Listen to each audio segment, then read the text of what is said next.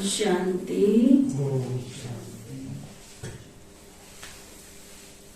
आज बाबा कहते मीठे बच्चे,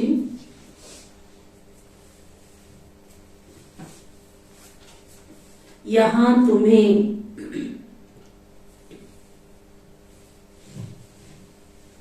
सुख दुख,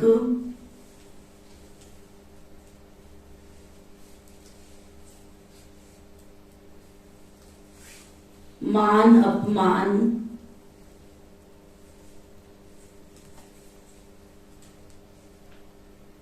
सब कुछ सहन करना है।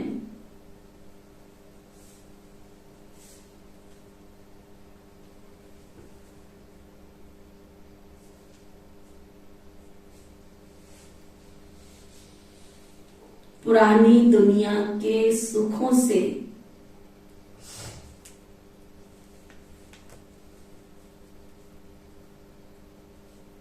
बुद्धि हटा देनी है।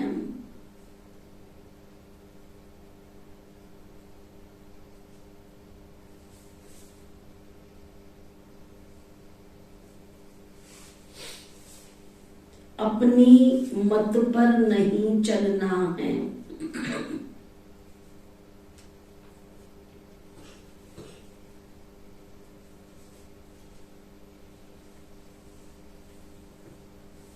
क्या समझाया बाबा ने? ये कलयुगी दुनिया है ना, पुरानी दुनिया है तो नेचुरल सी बात है, दुख भी आएगा सुख भी आएगा, मान भी होगा तो कभी अपमान भी होगा, कभी आपकी महिमा होगी तो कभी आपकी निंदा भी होगी, कभी जय होगी तो कभी पराजय भी होगी। तो तुम्हें क्या करना है? सब में सहन करना है, समान रहना है। और सबसे बड़ी बात जो बाबा हमको रोज सिखाते हैं, और जब कोई ब्राह्मण आत्मा अपनी मनमत पर चलना शुरू कर देती है, परसेंटेज ज्यादा हो जाती है, तो वतन में बाबा बैठ कर देखते हैं कि अब इनको कैसे सुधारा जाए। समझाया जा रहा है, डायरेक्टली भी समझाया जा रहा है, फिर भी ये आत्मा समझ नहीं रही है। तो बाबा फिर लगातार मुरली में समझाते रहते हैं, बच्चे मनमत पर नहीं चलना है, मनमत पर नहीं चलना है।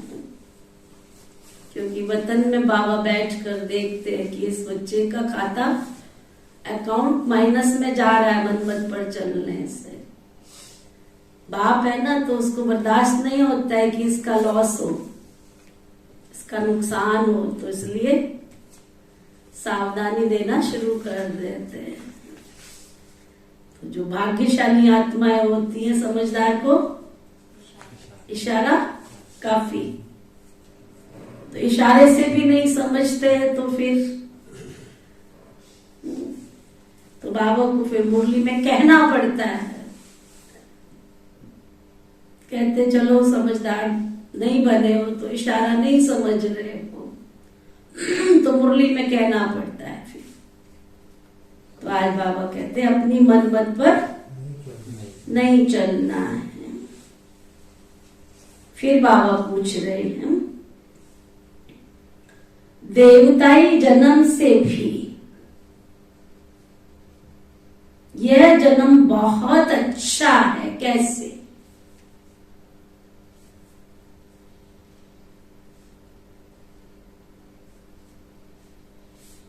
देवताई जन्म से ये जन्म बहुत अच्छा है, कैसे? कैसे? बाबा मिलते हैं और बाबा के भंडारे का खाते हैं। और बाबा कहते इस जन्म में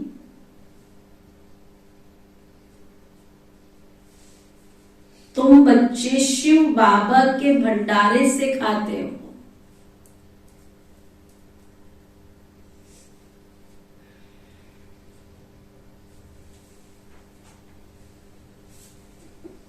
यहां तुम अथाह कमाई करते हो,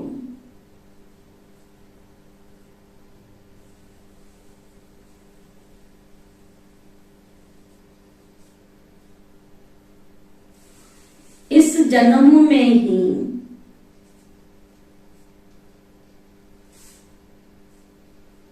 तुम अपना लोक परलोक सुहेला, सुहेला माना सुखी करते हो।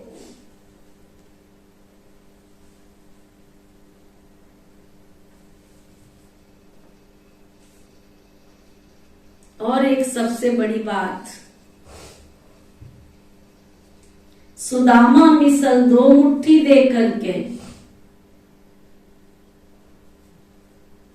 21 जन्म की बादशाही ले लेते हो। करते क्या हो? बाबा को देते क्या हो? तुम है क्या?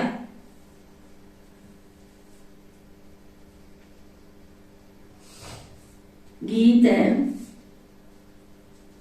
चाहे पास हो चाहे दूर हो,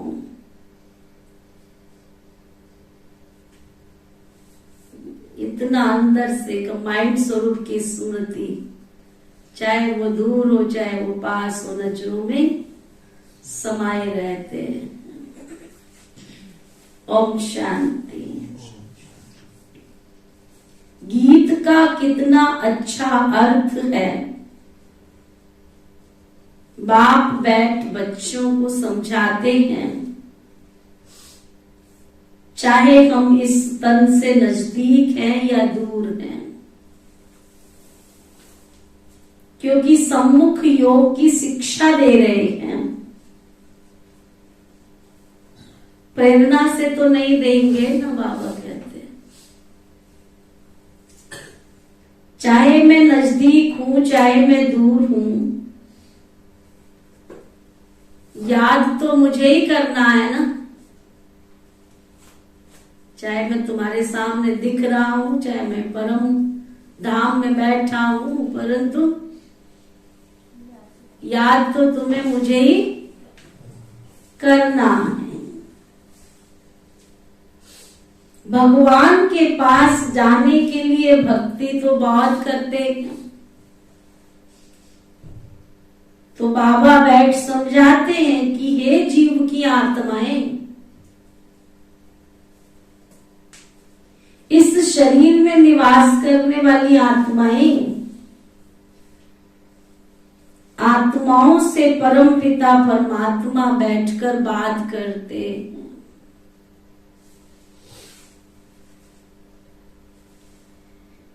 परमात्मा को आत्माओं से मिलना तो जरूर है ना, इसलिए जीव आत्माएं भगवान को याद करती हैं, क्योंकि दुखी है ना। सतयुग में तो कोई याद नहीं करते। अभी तुम बच्चे जानते हो, हम तो बहुत पुराने भगत हैं बाबा के, बहुत पुराने। जब से हमको माया ने पकड़ा है तब से भगवान की शिव की याद शुरू हुई है, क्योंकि शिव बाबा ने हमको स्वर्ग का मालिक बनाया था।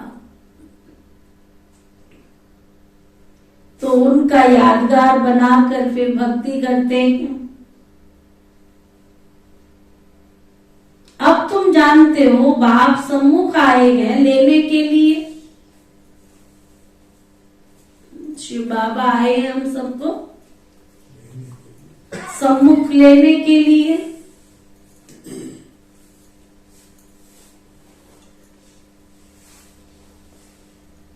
क्योंकि अब हम सबको अपने घर वापस जाना है, कि यहीं रहना है। किस काम की ये दुनिया जो जिंदगी से खेले, और दूर के मुसाफिर हमको भी साथ ले ले। कोई है इस दुनिया में जो अपना नजर आता हो? आता है? जो कहते हैं हाँ हमें तो नजर आता है, वो हाथ उठो। एक बाबा के सिवा और कोई दूसरा आता है नजर? कोई कितना भी आपको वचन देवे कि मैं तो तुम्हारा सगा दोस्त हूं, तुम्हारा अपना मित्र हूं, तुम्हारा हम सफर हूं, तुम्हारा हम साथी हूं, कई आते हैं हमें भी यकीन दिलाने के लिए, तुम्हें हमारे पर विश्वास नहीं है, कर ले विश्वास। मैं साफ कहती हूं, मुझे अपने शरीर पर विश्वास नहीं है तो तेरे पर क्या विश्वास करूंगा? हाँ, मुझे शरीर पे ही विश्वास नहीं है, तेरे पे क्या विश्वास करूं मैं? तब कहो दूर के मुसाफिर हमको भी साथ ले ले। किस काम की ये दुनिया जो जिंदगी से खेले, हम रह गए अकेले। तो बाबा हमको साथ ले जाने के लिए आए। जब तक यहां है तब तक इस पुराने शरीर को, पुरानी दुनिया को बुद्धि से भूलना है। बस बुद्धि में एक बेहद के बाबा की याद समाई रहे।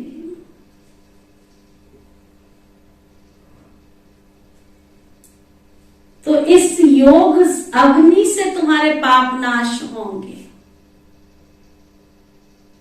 इसमें मेहनत लगती है ना, लेकिन पद भी तो कितना जबरदस्त है। विश्व का मालिक बनना है ना। मनुष्य कहते हैं कि विश्व का मालिक तो शिव बाबा है, परंतु नहीं, विश्व का मालिक मनुष्य ही बनते हैं। बाप बैठ बच्चों को विश्व का मालिक बनाते, कहते हैं तुम ही विश्व के मालिक थे। फिर 84 जन्म लेते लेते लेते अब तुम कौड़ी के भी मालिक नहीं रहे हो। कोई कितना भी लखपति हो, करोड़पति हो, कोई कितना भी अरबपति हो, कोई संसार की ऐसी शक्ति हो जो खींच कर आवे और कहे कि मैं मालिक हूं। अभी अभी कह रहे थे मालिक, और अभी अभी जनाजा निकल रहा है। काहे के मालिक? अभी अभी तो कह रहे थे हमें मरने की भी फुर्सत नहीं है, और पता लगा, समाचार आया कि वो तो भी उसका जनाजे की तैयारी हो रही है, उसको ले जाने की तैयारी हो रही है। किस बात का एतबार करते हो? किस पर भरोसा करते हो? कौड़ी के भी मालिक नहीं रहे हैं। पहला नंबर जन्म और अभी का अंतिम जन्म देखो, कितना रात और दिन का फर्क है। कोई को भी याद नहीं आ सकता। जब तक बाप आकर साक्षात्कार न कराए, ज्ञान बुद्धि से भी साक्षात्कार होता है ना। जो सयाने बच्चे हैं नित्य बाबा को याद करते, नित्य निष्दिन प्यार करते हैं बाबा को, निष्दिन याद करते हैं बाबा को। उनको तो बहुत मजा आएगा बाबा को याद करने। जिनका जीना, जिनका रहना, जिनका सहना, जिनका सब कुछ ऑल इन ऑल बाबा आए, तो उनको तो जीने में मजा आएगा ही ना।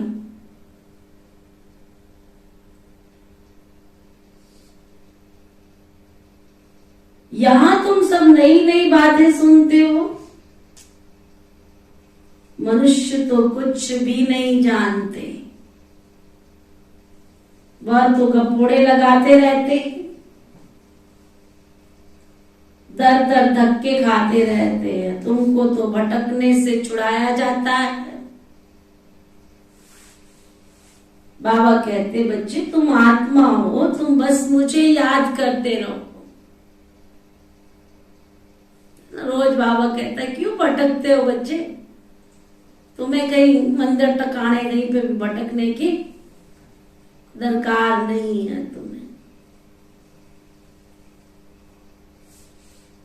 बुद्धि में सिर्फ यही विचार रहे कि हम आत्माओं को बाबा के पास जाना है, बस बाबा के पास जाना है। ये सृष्टि जैसे हमारे लिए है ही नहीं। ये पुरानी सृष्टि अब खत्म हो जाएगी, फिर हम स्वर्ग में आकर के नए महल बनाएंगे। हाँ जी, क्या पुरानी सृष्टि खत्म हो जाएंगे, फिर नया महल बनाएंगे। कैसा होगा आपका महल? जैसे कर्म करेंगे उसी हिसाब से मिलेगा।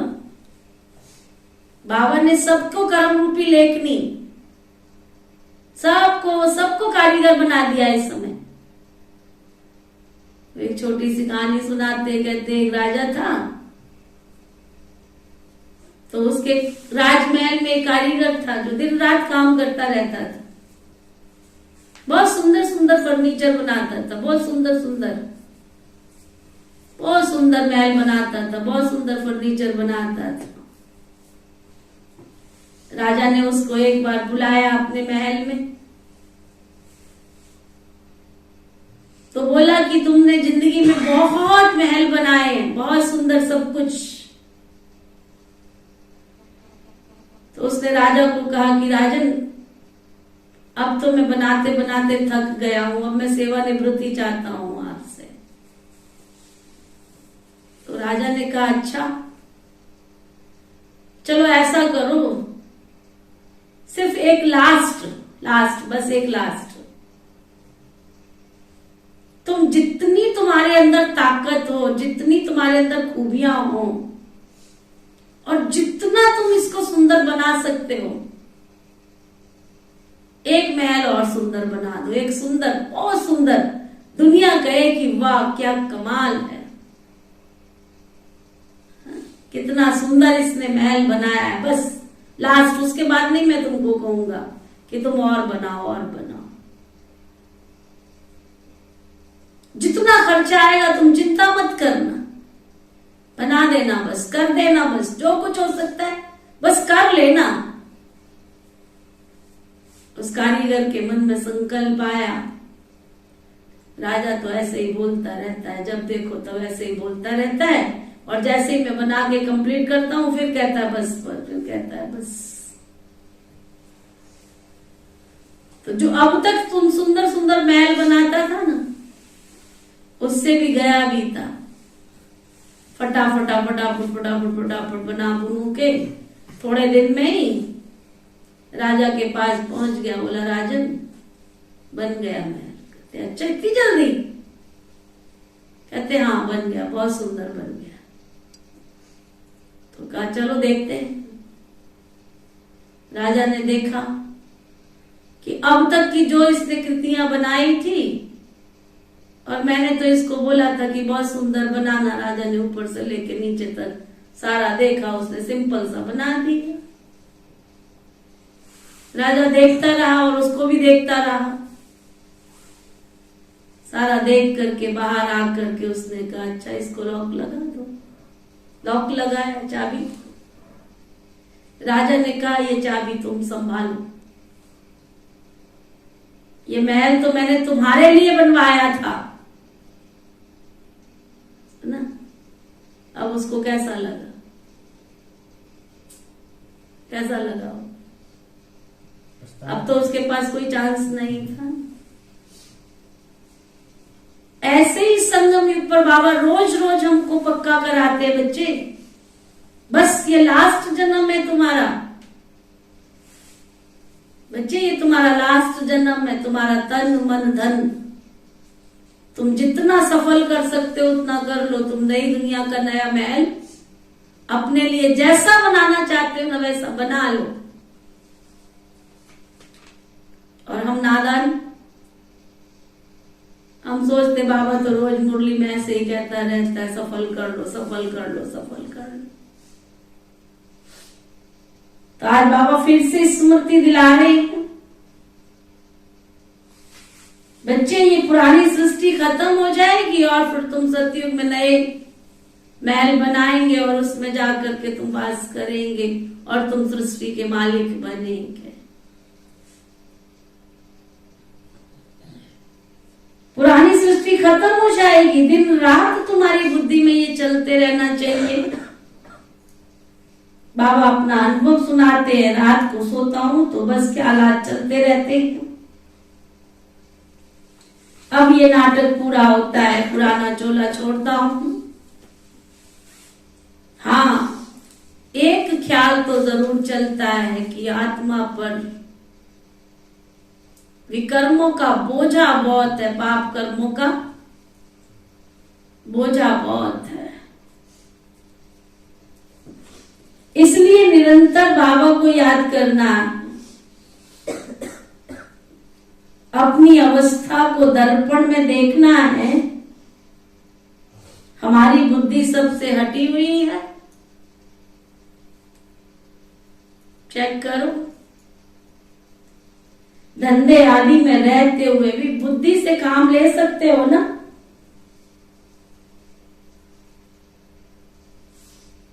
बाबा के ऊपर कितना होना रहता है। कितने ढेर बच्चे हैं, उन्हों का ख्याल रखना पड़ता है बाबा को। कितने सारे बच्चे हैं बाबा के, कितने बच्चों का बाबा ख्याल रखता है। तुम तो एक ग्रुप में जाते हो, दूसरे ग्रुप में आ जाते हो। हाँ,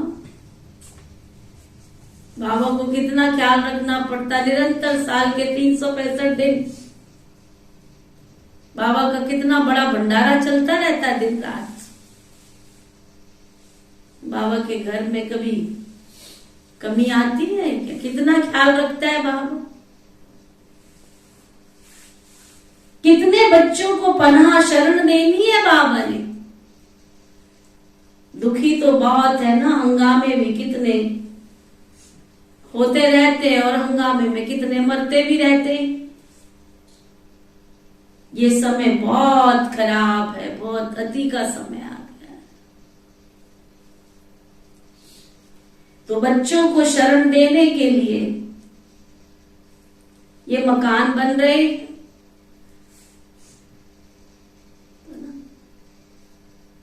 कभी सोचा नहीं था, कभी इमर्ज नहीं किया था। देखो, मैं अपना बचपन याद करती हूँ, 5 साल की।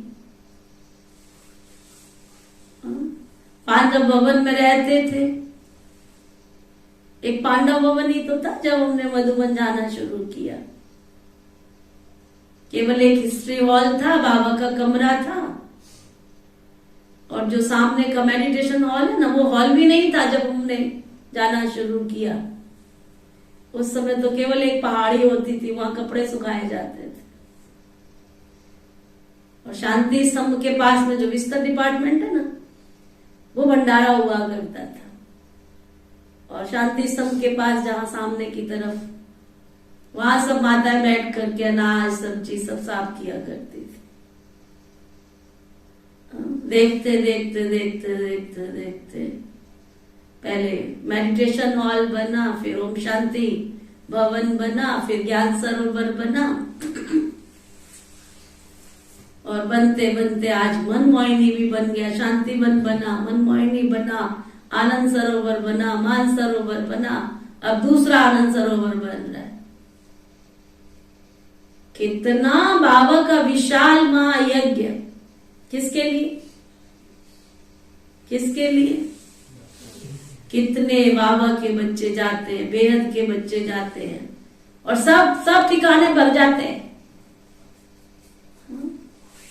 तो बाबा कहते बच्चों को शरण देने के लिए तो बाबा इतने मकान बना रहे। यहां तो तुम सब अपने बच्चे ही रहते हो ना, कोई को डर नहीं, फिर योग बल भी रहता है। बच्चों ने साक्षात्कार भी किया है। जो बाप को अच्छी रीति याद करते हैं तो बाप उन्हों की रक्षा भी करता है। अंडरलाइन करो क्या? जो बाबा की याद में रहता है तो बाबा उनकी रक्षा भी करता है। दुश्मन को भयंकर रूप दिखाकर भगा देते हैं। तुमको जब तक शरीर है तब तक योग में रहना। क्या शोभा रानी? जब तक शरीर है तब तक योग में रहना, नहीं तो बहुत सजाएं खानी पड़ेंगी। ना योग करो, ना योग करो। योग करोगे तो सजाएं नहीं खानी पड़ेंगी, योग नहीं करोगे तो सजाओं से चुकतू करना पड़ेगा, पापों का बोझ तो चुकतू करना ही पड़ेगा। बड़े आदमी का बच्चा सजा खाता है ना तो उनका कान नीचे हो जाता है, तो उनको भी कान नीचे करना पड़ेगा। फिर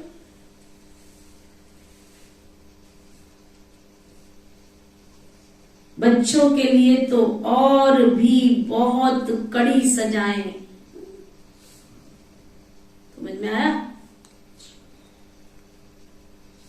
दुनिया में कहते हैं ज्ञानी को सजा मिले एक बार और ज्ञानी को मिले बाबा ने क्लियर कर दिया है क्या? बच्चों के लिए तो और भी बहुत कड़ी सजा है। कोई ऐसे भी हैं जो कहते हैं अभी तो माया का सुख ले ले, सुख ले ले माया का, जो होगा सो देखा जाएगा। बहुतों को इस पुरानी दुनिया के सुख बहुत मीठे लगते हैं। यहां तो सुख दुख मान अपमान सब कुछ सहन करना पड़ता है। उच्च प्राप्ति अगर चाहते हो तो फॉलो तो करना चाहिए ना। माँ बाप के फरमान पर चलना चाहिए। अपनी मत माना रावण की मत, सो तो तकदीर को लकीर लगाने की निकलेगी। बाबा कहते अपनी मत माना रावण की मत, और रावण की मत माना तकदीर को क्या करेगी? लकीर लगाएगी। बाबा से पूछते हैं तो बाबा झट से कहेंगे बच्चे ये आसुरी मत है, ये श्रीमत नहीं है। कदम कदम पर बाबा की श्रीमत लेनी चाहिए। कोई भी ख्याल आ गया, आ जाता है, संसार में रह रहे हैं, कोई संकल्प आ जाता है, पूछ लो ना, वेरीफाई करा लो ना। कई बहुत चतुर हैं, क्या गई पता है? मैंने ना बहन जी आपको बताना था, 100 पाप करके भी आ जाएंगे, उल्टा पुल्टा करके भी आ जाएंगे, और फिर वो देखते हैं कि ये बंदा है ना, ये कहीं बता ना दे बहन जी को, इससे पहले मैं ही बता देती हूँ, तो फिर चतुराई दिखाने के लिए आएंगे। मैंने ना आपको बताना ही था, ऐसे ऐसे था, कर भी लिया, फिर छिपा भी लिया, फिर देखा अब तो पोल खुल जाएगी तो मैं ही बता दूं। तो बाबा कहते हैं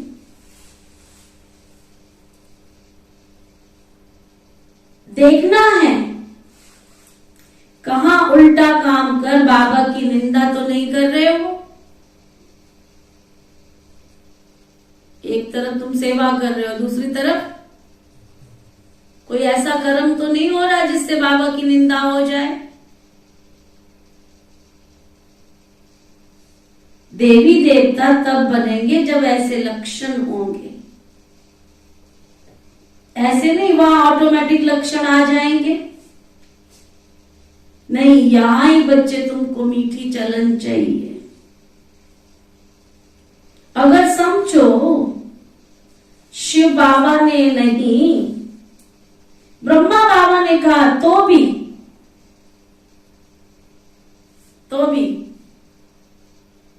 क्या समझ में आ रहा है? मान लो तुम्हें शिव बाबा ने नहीं कहा है, ब्रह्मा बाबा ने तुम्हें कहा ऐसे नहीं करना है तुमको,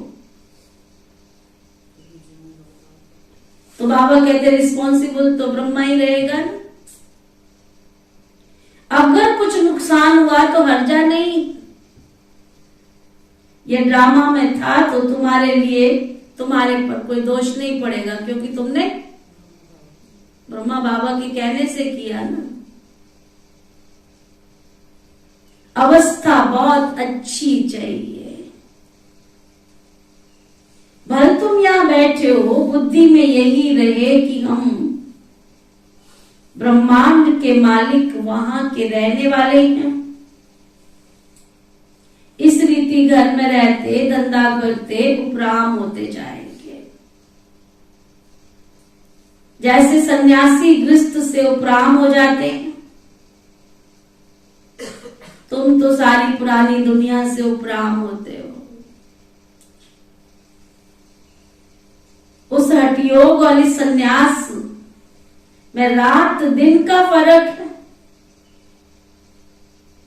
ये सन्यासी ये बाबा कहते, शिव बाबा राजयोग सिखलाते हैं। सन्यासी तो ऐसा राजयोग सिखला न सके, क्योंकि मुक्ति, जीवन मुक्ति दाता तो एक ही है ना। सभी की मुक्ति अब होनी है, क्योंकि अब सबको अपने घर वापस जाना है। साधु लोग साधना करते हैं कि हम वापस जाएं, यहां दुखी है ना, कोई फिर कहते हम जोत जोत में समा जाएं। अनेक मतें बाबा ने समझाया है कि कोई कोई बच्चे हैं जिन्हों को अपने मित्र संबंधी पुराने याद आते रहते हैं। उस दुनिया के सुखों की आश बस समाई रहती है। अगर उस पुरानी दुनिया के सुख याद आए तो मरा, फिर उसका पैर यहां पर ठहर ना सके।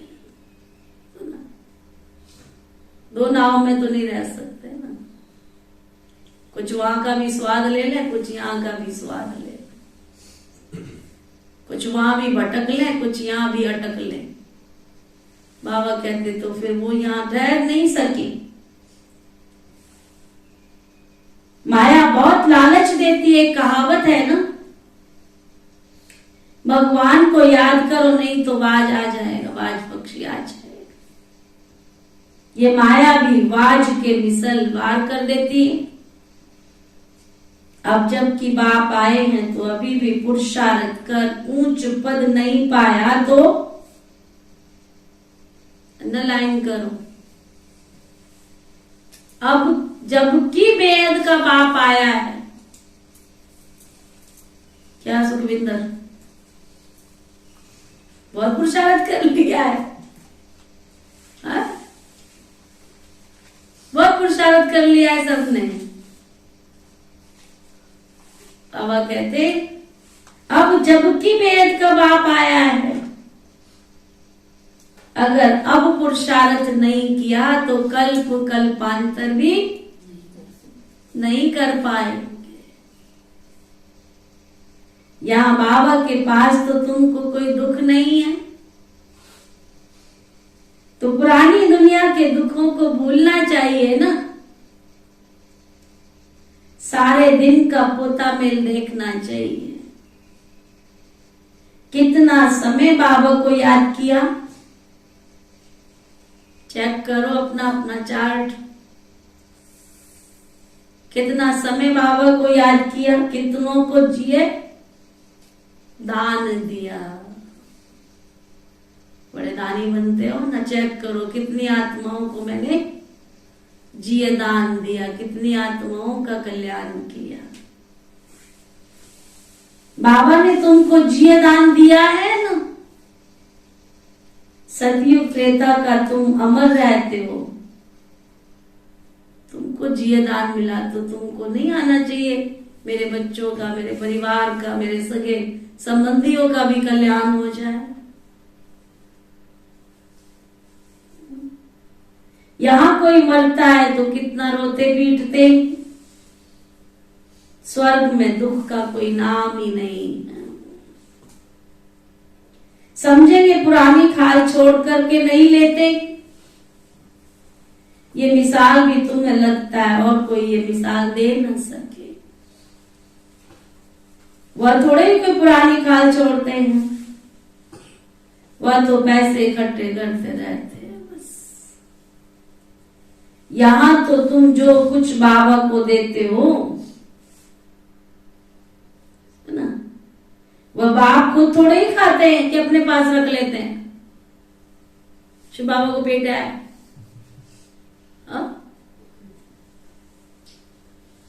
तुम्हारा तुमको ही खिला देते हैं, थोड़े तुम बाबा बैठ करके खाते। उनसे बच्चों की परवरिश करते हैं।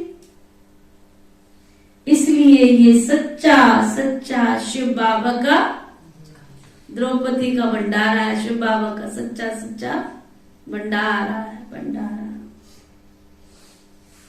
इस भंडारे से खाने वाले यहां भी सुखी तो जन्म जन्मांतर सुखी रहते। बात थी यहाँ के भंडारे की, लोगों ने लंगर लगाने शुरू कर दिए। पाप की कमाई करी, लगा दो लंगर। और पाप की कमाई के लंगर से तो तुमने पुण्य कमाया या पाप कमाया? जितनों ने पाप की कमाई खाई उतनी लोगों की बुद्धि को तुमने जैसा खाएंगे अन्न वैसा होगा मन, और ही उनको पाप के रास्ते धकेल दिया। बाबा कहते हैं ये तुम्हारा जन्म बहुत बहुत दुर्लभ है। देवताई जन्म से भी तुम यहाँ सुखी, क्योंकि बाप की शरण में हो ना। यहां से ही तुम अथाह कमाई करते हो, जो फिर जन्म जन्मांतर भोगेंगे। सुदामे को भी 2 मुट्ठी के बदले 21 जन्मों के लिए महल मिल गए। कितना सुंदर दृश्य लगता है। हाँ, उधर 1 मुट्ठी 1 लोग, दूसरी मुट्ठी दूसरा लोग। बेचारा लौट के आता है, उससे पहले ही गांव का नक्शा ही बदल जाता है, सारे घर। कितना गहरा राज है। जाते समय उसके पास मुट्ठी चावल भी नहीं था, लेके गया था अपनी कोई सखी सहेली, कोई रिश्तेदारनी से। बेचारी उसकी युगल ले आई थी कि मित्र के पास खाली थोड़ी जाओगे,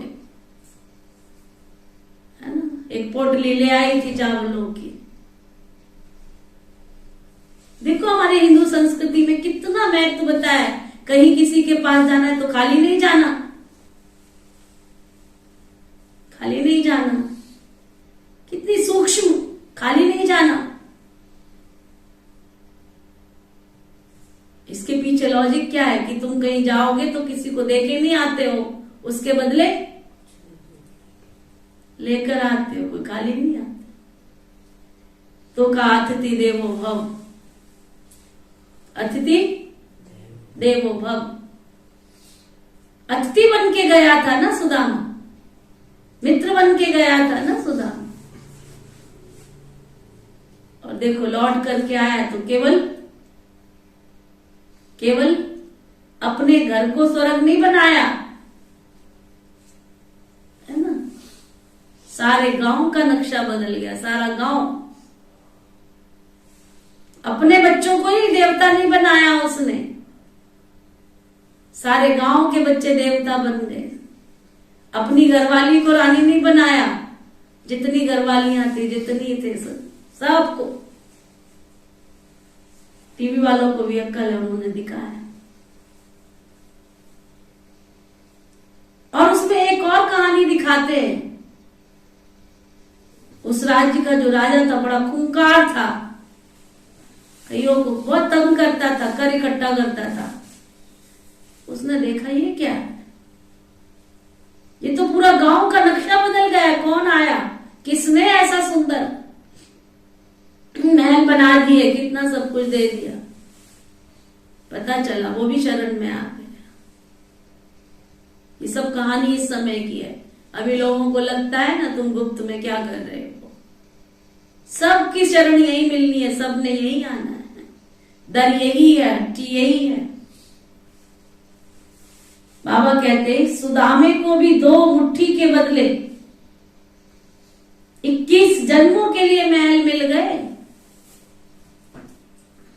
ये लोक भी सुहेला, परलोक भी सुहेला, ये जन्म जन्मांतर के लिए, इसलिए ये जन्म बहुत बहुत अच्छा है। कोई कहते जल्दी विनाश हो, हम स्वर्ग में चले जाएं, परंतु अभी तो बहुत खजाना बाबा से लेना है। अभी राजधानी बनी कहां है, फिर जल्दी विनाश कैसे कराएंगे। बच्चे अभी लायक भी तो कहां बने, अभी तो बाप पढ़ाने के लिए आते हैं। बाबा की सर्विस तो अपरम अपार है, बाबा की महिमा भी तो अपरम अपार है। जितना ऊंच सर्विस भी उतनी ऊंच करता हूं, तभी तो मेरी यादगार है। ऊंचे से ऊंच बाबा की गद्दी है, तो जितना पुरुषार्थ करेंगे, क्या जितना पुरुषार्थ करेंगे, जितना, देखो कितना सुंदर बाबा ने तरीका बताया। अंडरलाइन करो, देखो जो करेगा सो पाएगा, जो करेगा, मैं करूंगी मुझे मिलेगा। पत्नी करेगी तो पति को नहीं मिलेगा, पति करेगा तो पत्नी को नहीं मिलेगा, बच्चा करेगा तो बच्चे को मिलेगा। ये नहीं कि बच्चा करेगा तो मां को मिलेगा कि बाप को मिलेगा। जो करेगा, जो करेगा उसको मिलेगा। और जैसा करेगा, जैसा समझ मिली है बाबा ने, मैं समझ दी है। जैसा करेगा, तुम हीरा करो, सोना करो, चांदी करो, मोती करो, सड़ा करो, गड़ा करो, अच्छा करो, बढ़िया करो, जैसा करेगा आगे वैसा ही मिलेगा। और फिर जितना करेगा, ये नहीं है कि कौड़ी किया तो हीरा मिल जाएगा, जितना करेगा उतना मिलेगा। एक कणा करोगे तो एक कणे का हिसाब से तो बाबा ने कहा 100 गणा मिलता है, तो 100 गुना मिल जाएगा। पर 100 करोगे तो 100 का 1000 गुना मिलेगा ना, 1 का 1000 गुना नहीं मिलेगा। जितना करोगे उतना मिलेगा। यदि वो 2 मुट्ठी के 21 जन्म का, 2 मुट्ठी के बदले 21 जन्मों का मिल गया, बात सारी 21 जन्म बाबा कह रहे हैं ना, 21 जन्म में कितना मिलेगा? 2 मुट्ठी के बदले 21 जन्म मिले, 21 जन्म मिला है ना, लेकिन 21 जन्म में कितना मिलेगा? 2 मुट्ठी के बदले 2 मुट्ठी के हिसाब से मिलेगा ना। उसमें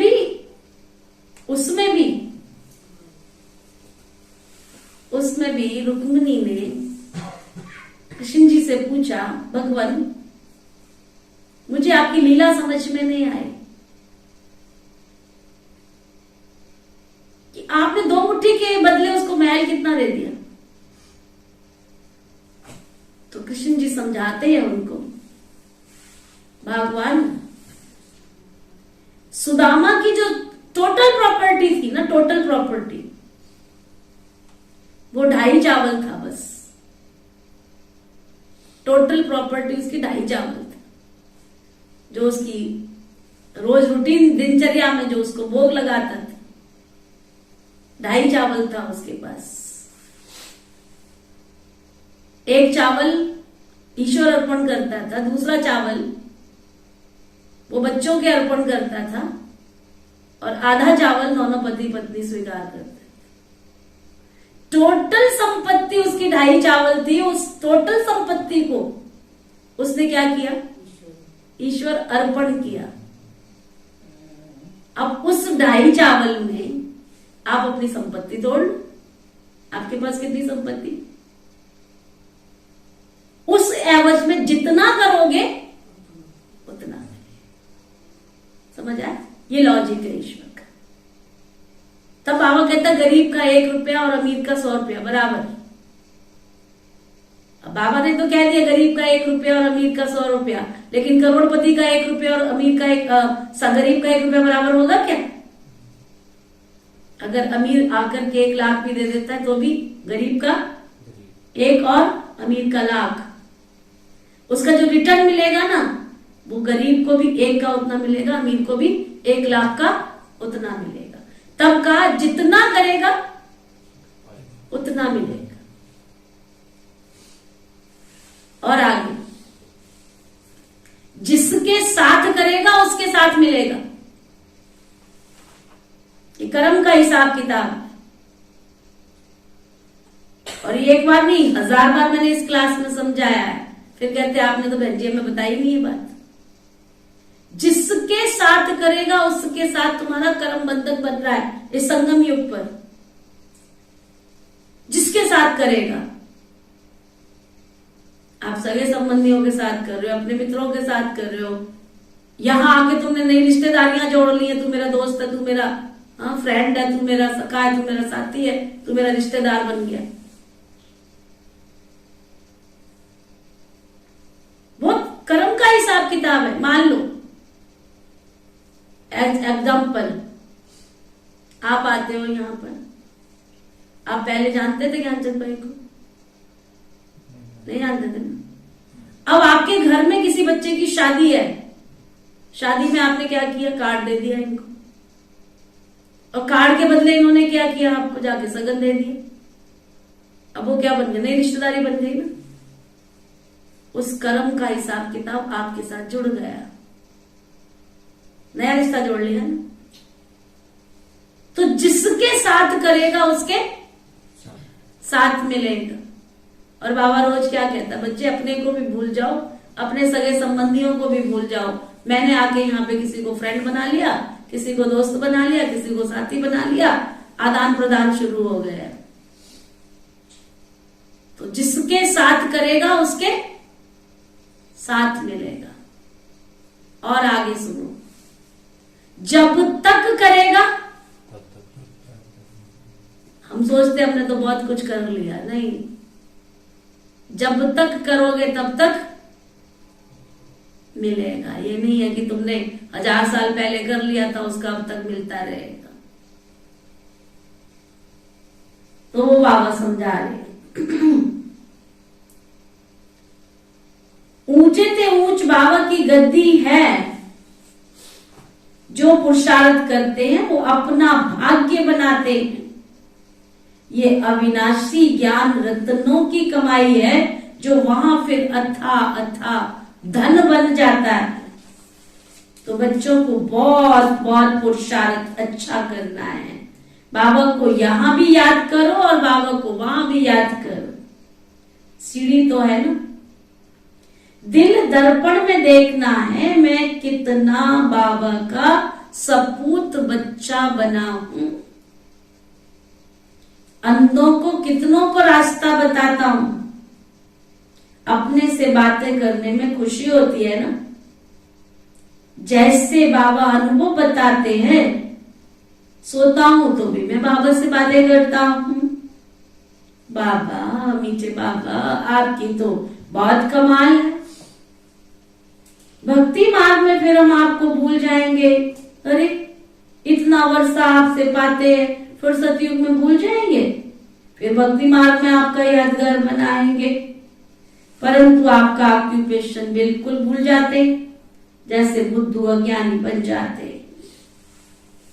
अब बाबा ने कितना अज्ञानी बनाया है, रात दिन का फर्क है ना।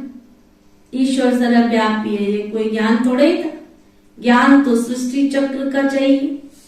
अब हम 84 का चक्र पूरा कर वापस जाते हैं, फिर हमको जीवन मुक्ति में आना है। ड्रामा से बाहर थोड़े ही निकल सकते हैं, हम हैं ही जीवन मुक्ति के राही।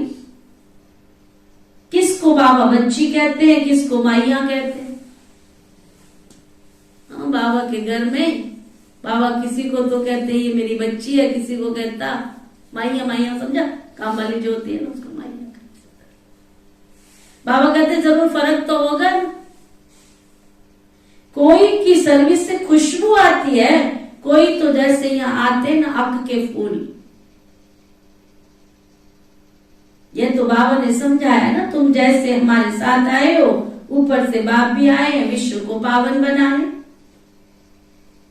तुम्हारा भी तो कर्तव्य है ना। वहां से जो पहले आते हैं वो पवित्र होते हैं, नए आते हैं तो जरूर खुशबू देते होंगे।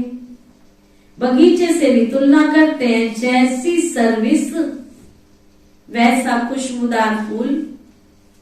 विवेक कहता है शिव बाबा का बच्चा कहलाया और हकदार बना तो ऐसी खुशबू भी तो आनी चाहिए। हकदार तो तब सभी हकदार है, तभी तो सभी को नमस्ते करते। तो विश्व के मालिक बेशक रहते हो, परंतु पढ़ाई में फर्क तो पड़ता है, ये तो होना भी जरूर है।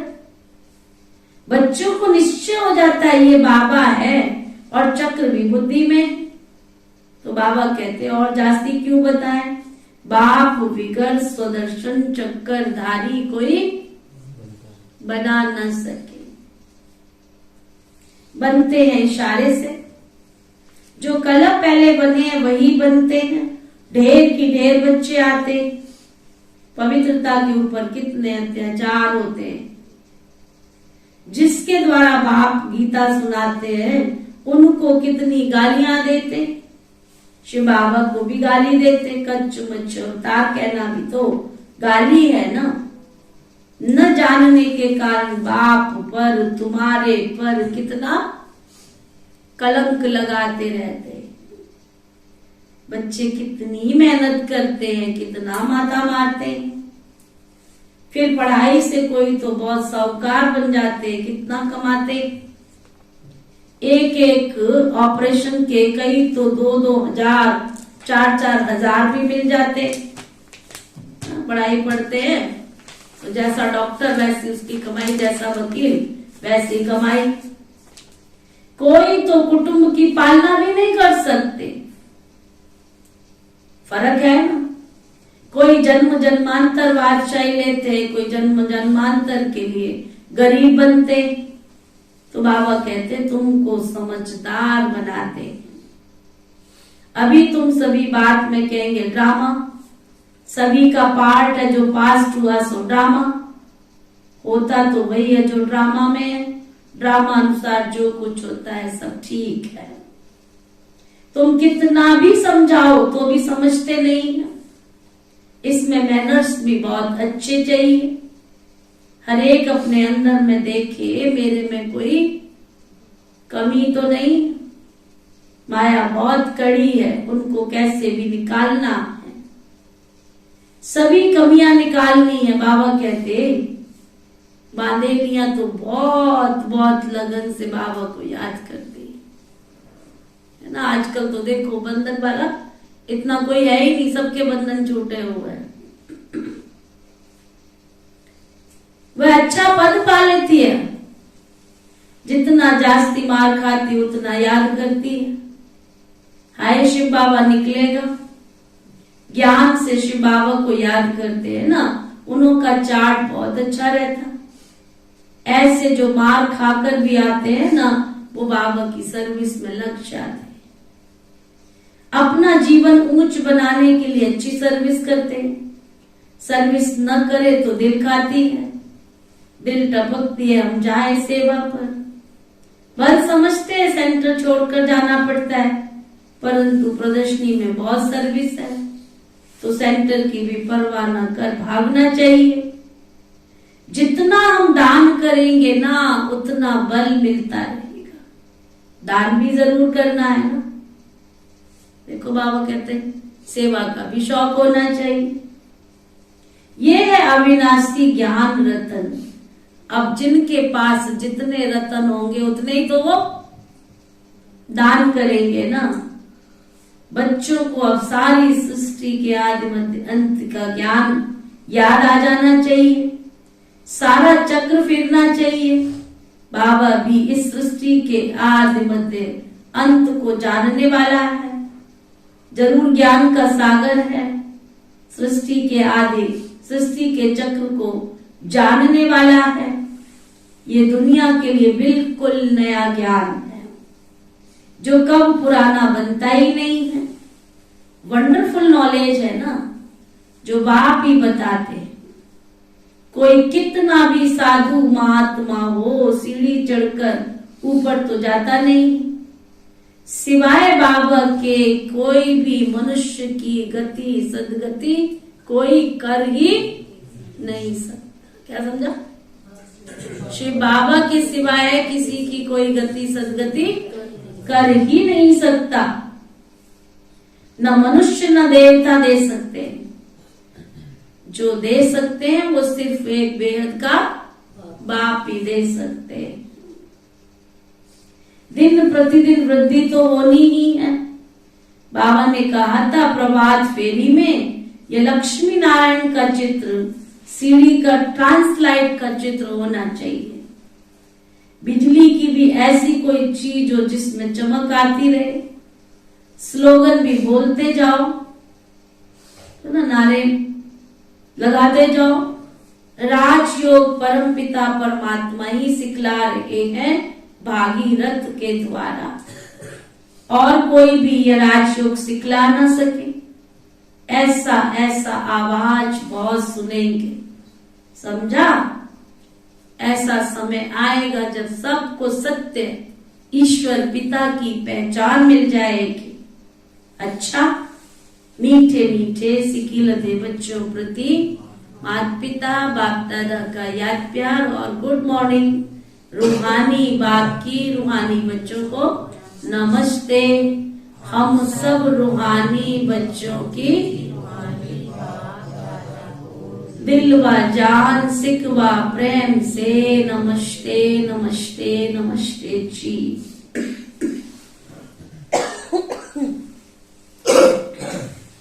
धारणा के लिए मुख्य सार। यह नाटक अब पूरा हो रहा है।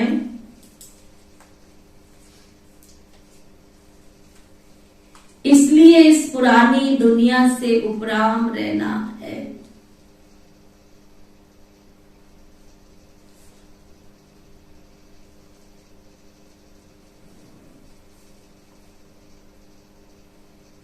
श्रीमत पर अपनी तकदीर बहुत ऊंच बनानी है।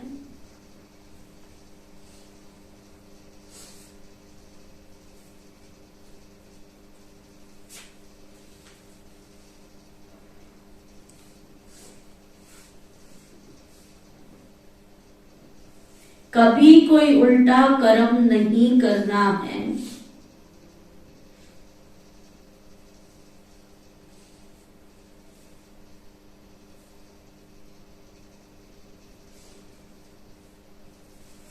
अविनाशी ज्ञान रत्नों की कमाई करनी और करानी है।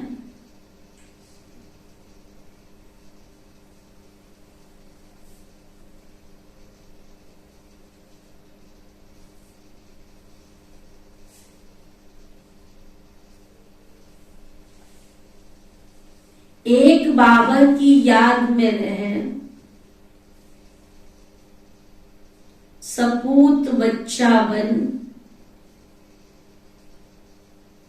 अनेकों को रास्ता बताना है।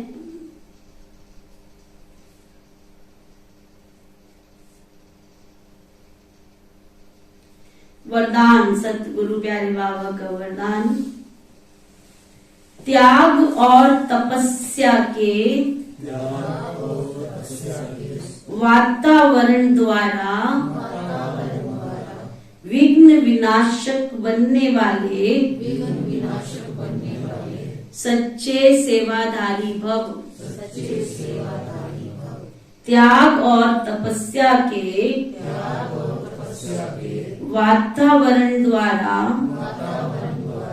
विघ्न विनाशक बनने वाले सच्चे सेवाधारी भव। त्याग और तपस्या के वातावरण द्वारा आपके सानिध्य में कोई आवे तो आपको देखकर त्याग की फीलिंग आवे कि ये कितनी त्यागी आत्मा है। आपके व्यवहार में कोई आवे तो उसको तपस्वी मूर्त की झलक दिखाई देवे। आपके सानिध्य में कोई उठे बैठे तो चारों तरफ त्याग और तपस्या का वातावरण बन जाए। त्याग और तपस्या के वातावरण द्वारा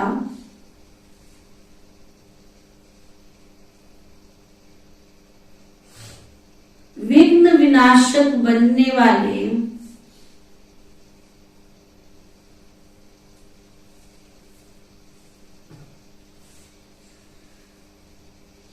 सच्चे सेवाधारी भव। सच्चे सेवाधारी भव। जैसे बाप का सबसे बड़े से बड़ा टाइटल है वर्ल्ड सर्वेंट, वैसे बच्चे भी वर्ल्ड सर्वेंट अर्थात विश्व के सेवाधारी हैं। सेवाधारी अर्थात त्यागी और तपस्वी।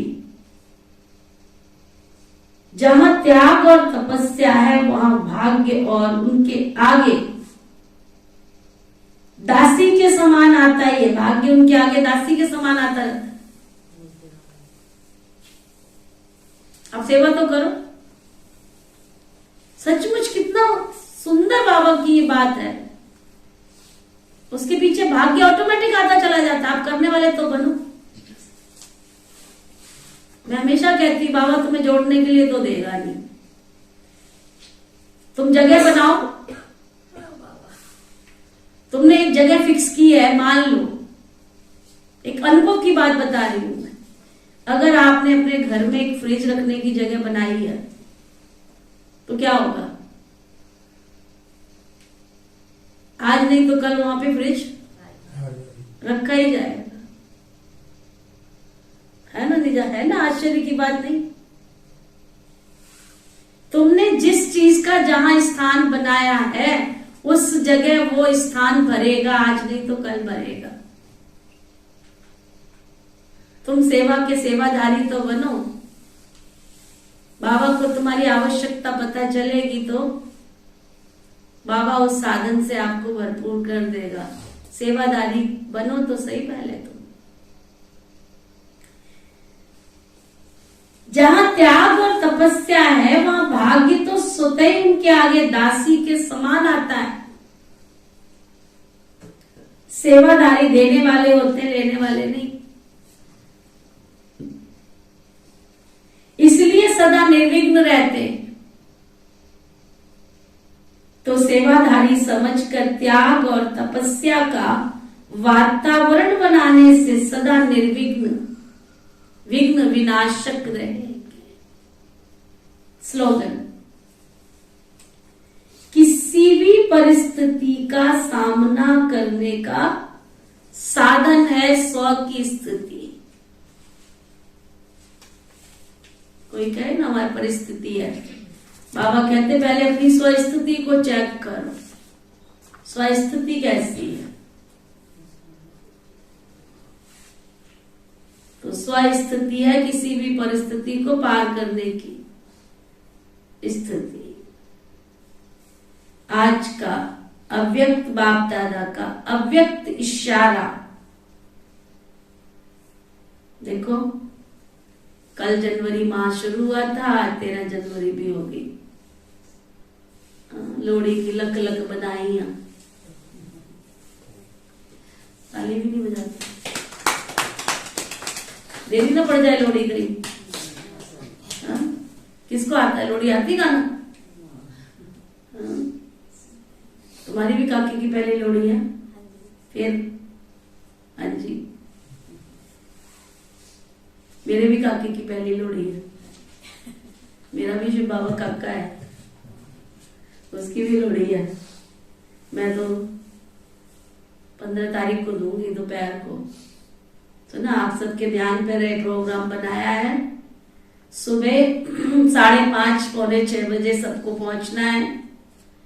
पौने 6 बजे से लेकर 7 बजे तक बहुत पावरफुल प्यारे बाप दादा के साथ हम मिलन की अनुभूति करेंगे, उसके स्नेह का अनुभव करेंगे, उसकी शक्ति का अनुभव करेंगे। और फिर 7 से 8:30 बजे तक बाबा की मुरली क्लास चलेगी और भोग नहीं लगेगा।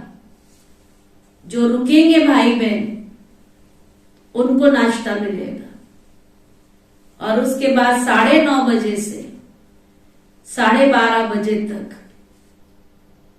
9 बजे से 12 बजे तक, 9:30 से 12 बजे तक, 9:30 इसलिए बोला कि 9:30 और 10 के बीच में सबने पहुंच जाना है। और 10 से 12 बजे तक हम फिर से बहुत बाबा के भिन्न भिन्न तरीके से, वो तो आप आएंगे तो देखेंगे, बहुत सुंदर रॉयल तरीके से, भिन्न भिन्न तरीके से बाबा के स्नेह का, बाबा के प्यार का, बाबा की खुशी का, शांति का, शक्ति का अनुभव करेंगे।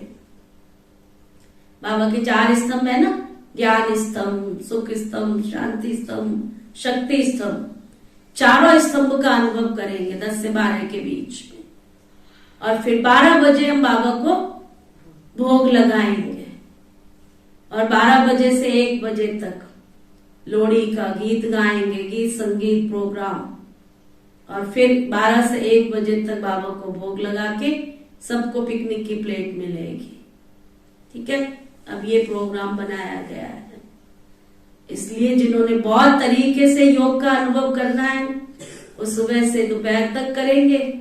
और जो कहते हैं हमने तो योग कुछ नहीं करना, खाली भोग करना है, वो 12 से 1 के बीच में आ जाना, अपना भोग खा के चले जाना। नाश्ता किस टाइम? नाश्ता 8:30 बजे मिलेगा।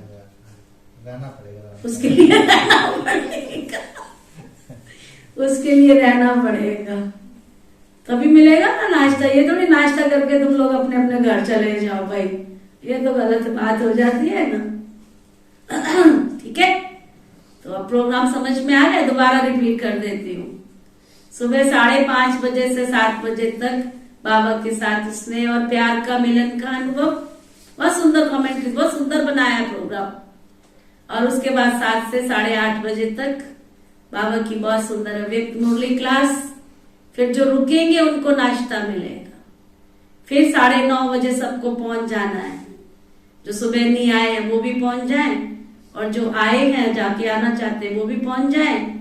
और 9:30 बजे पहुंच के 10 बजे से 12 बजे तक, तो ना, चारों स्वरूपों का ज्ञान, प्यार, खुशी, शांति, शक्ति, 4 स्तंभ है ना बाबा के, चारों स्तंभ का ज्ञान का पहले 10 से 10:30 बजे से ज्ञान के स्वरूप की अनुभूति। और 10 बजे से 11 बजे तक बाबा के सुख स्वरूप की स्थिति। और फिर 11 से 11:30 बजे तक शक्ति स्वरूप की स्थिति। और फिर शांति स्वरूप की स्थिति। ऐसे चारों ही स्वरूप की हम 2 घंटे के अंदर अनुभूति करेंगे। ठीक है ना निजा दीदी? और फिर 12 से 1 बजे तक बाबा को प्यार से भोग स्वीकार कराएंगे, लोहड़ी का भी और मकर संक्रांति का भी। और फिर सबको 1 बजे पिकनिक की प्लेट मिलेगी सुंदर। अच्छा, समझ में आ गया? जो ऑनलाइन सुन रहे हैं उनको समझ में आ गया? चलो, इसलिए खूब अच्छी तरह से बाबा की हम पिता श्री ब्रह्मा बाबा की जीवन कहानी भी सुनेंगे। और साथ साथ पिता श्री ब्रह्मा बाबा को भी हम श्रद्धा सुमन अर्पित करेंगे। और जो भी नए पुराने भाई बहनों को, जिनको भी आपने बुलाना है, सबको 12 बजे निमंत्रण दे सकते हो। 12 से 1 के बीच में वो आ सकते हैं और लाभ उठा सकते हैं। अपने घर परिवार वालों को जो भट्टी नहीं करना चाहते हैं वो 12 से 1 के बीच में आ जाएंगे। अच्छा, आज का व्यक्ति इशारा। जब आत्मिक शक्ति वाली सेमी प्योर आत्माएं अपनी साधना के द्वारा आत्माओं का आह्वान कर सकती है, अल्पकाल के साधनों के द्वारा दूर बैठी हुई आत्माओं को चमत्कार दिखाकर अपनी तरफ आकर्षित कर सकती है ना। बहुत सारे ऐसे लोग निकलते हैं, कोई हथेली पर अनाज उपजा देता है, कोई चलती घड़ी को रोक लेता है, कोई चलती ट्रेन को रोक लेता है। तो बाबा कहते हैं जब आत्मिक शक्ति वाली सेमी प्योर आत्माएं अपनी साधना के द्वारा आत्माओं का आह्वान कर सकती है, तो अल्पकाल के साधनों के द्वारा दूर बैठी हुई आत्माओं को चमत्कार दिखाकर अपनी तरफ आकर्षित कर सकती है। तो परमात्म शक्ति अर्थात सर्वश्रेष्ठ शक्ति क्या नहीं कर सकती, परंतु उसके लिए विशेष एकाग्रता का अभ्यास बढ़ाओ। जैसे शक्तियों का जड़ चित्रों में वरदान देने का स्थूल रूप हस्तों के रूप में दिखाया है, हस्त भी एकाग्र रूप दिखाते हैं ना।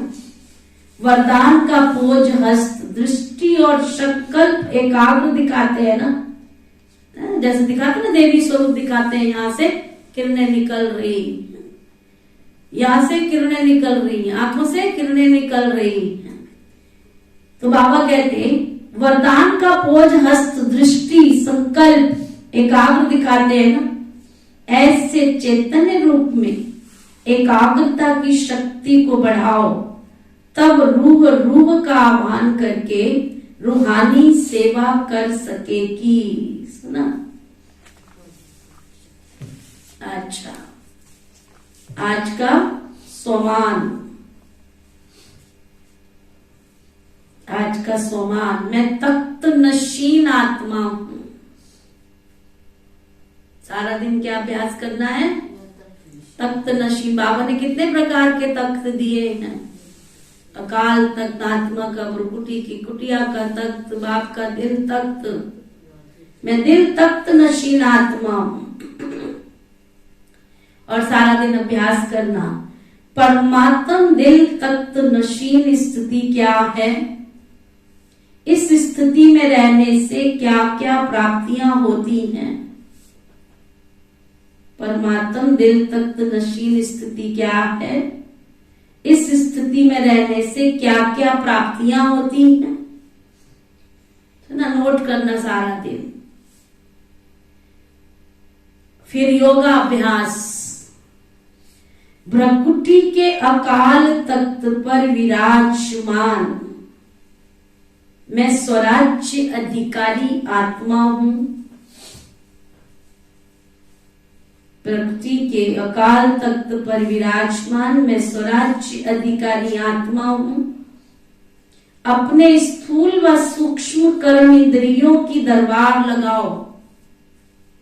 बाबा के दिल तख्त नशीन परमात्म प्यार के अधिकारी सो भविष्य राज्य तख्त नशीन आत्मा हूं।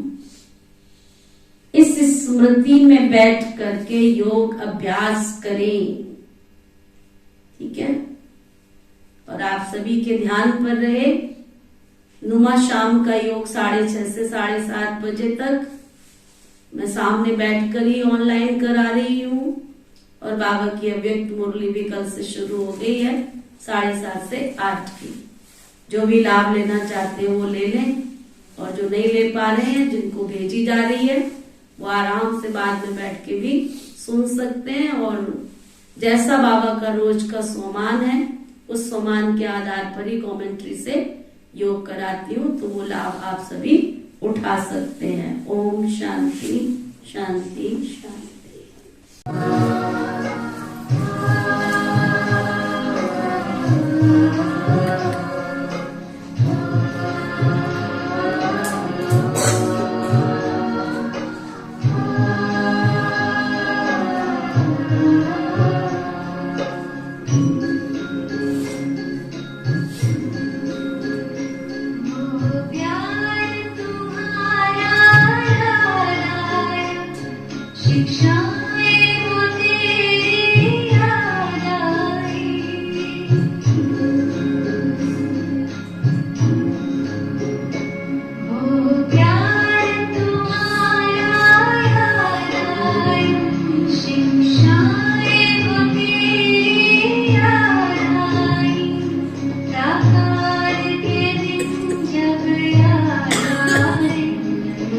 स्नेह में अखियाँ भर आई, ओ प्यार तुम्हारा याद आया।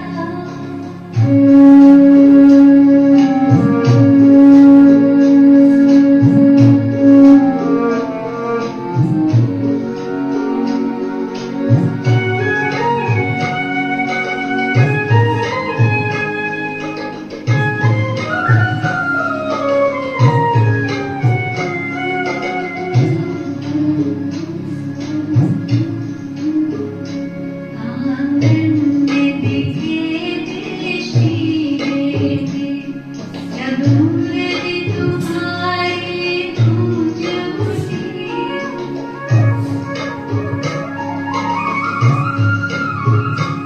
आंगन में दिखे दृष्टि देते, जब उंगली तुम्हारी गूंज उठी। जब सभा में कोई चिड़िया चहकी,